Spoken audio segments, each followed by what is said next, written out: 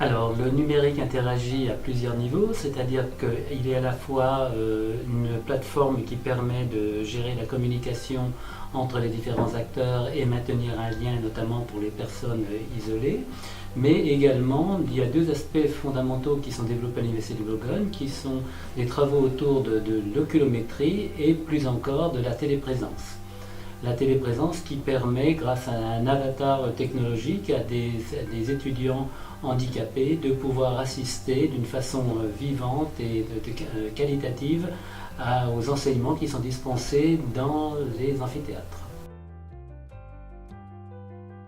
Alors cette présence elle est liée par un robot autonome qui possède une batterie importante et qui peut par lui-même et qui est télépiloté grâce à une tablette ou un ordinateur par l'étudiant depuis chez lui ou depuis l'hôpital s'il s'agit d'un étudiant malade et qui se rend aux heures voulues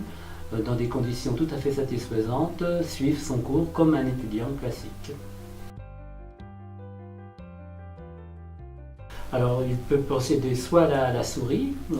soit avec les touches de son clavier, et nous étudions actuellement les possibilités de simplement, grâce au mouvement de ses yeux, de pouvoir piloter le robot. Lorsque nous travaillons sur le handicap, il ne faut pas voir simplement l'arrivée d'un artefact technologique dans la pédagogie, il s'agit de créer autour de la personne en situation de handicap un véritable dôme de bienveillance qui prend en compte absolument tous ces aspects, que ce soit de déplacement, de recherche cognitive à distance. Nous avons mobilisé les laboratoires pour étudier tout ceci. Il s'agit, disons, de travailler vers une université inclusive de façon à ne pas mettre le handicapé ou le malade au centre du dispositif, mais inclus comme tout autre étudiant.